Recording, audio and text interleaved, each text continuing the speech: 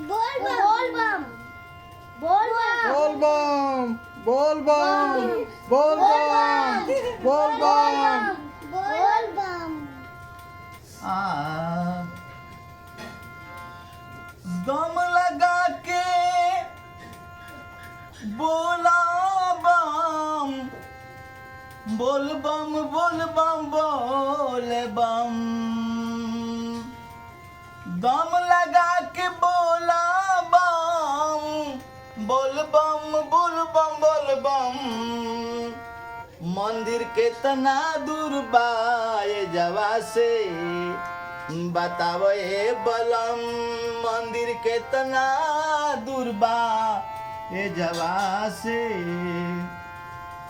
बताओ ए बलम मंदिर के तना दूर बा ये जवा से बताओ ए बलम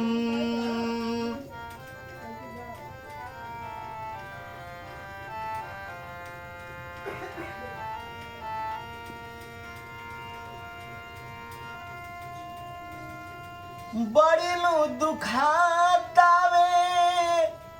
हमर पौआ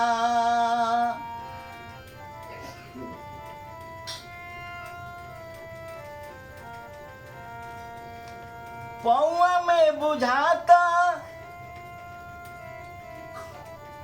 जैसे हो गईल बा घौआ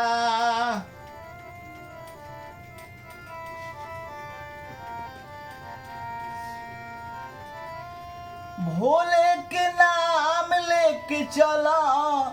इहे बाबू तम मंदिर के तना दूर बाए जवा से बा तावे बलम मंदिर के तना दूर बा ए जवा से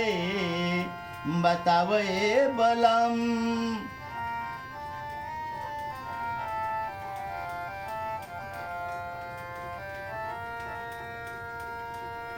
बिनती बार वो लोग से तनी हमारे ऊपर ख्याल करे के होई आई तत्काल में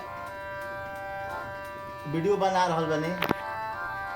और साज बाज के साथ भी आई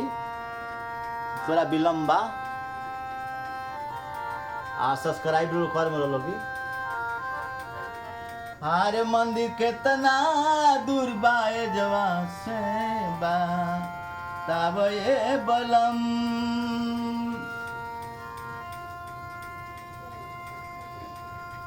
भूतनाथ करी है तोहरो बेरा पार हो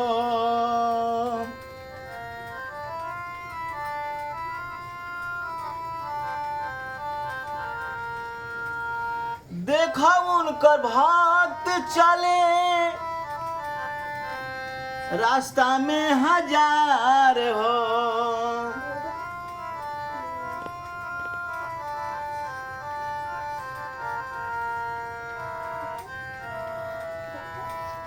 तनिक नइखे ए लोगन के